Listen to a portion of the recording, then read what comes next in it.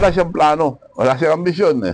Vice lang. Last election, di ako tumakbo para masamahan si Presidente all over the country. Ang gusto lang naman niya noon, Vice President, invite ni Jaime, lahat ng mga leaders sa North. So, nag-meeting kami to campaign for the Vice Presidency of Bongbong. Dahil dinaya siya nung nakaraan. Sabi ni Jaime, anong plano mo? Well, ako, alam natin lahat, mananalo na Sara. Nakahanda na eh. Nandyan na yung tarpaulin niya, lahat. Pinakamalakas siya sa survey. So ako, mag-file muna ng president para makaikot tayo.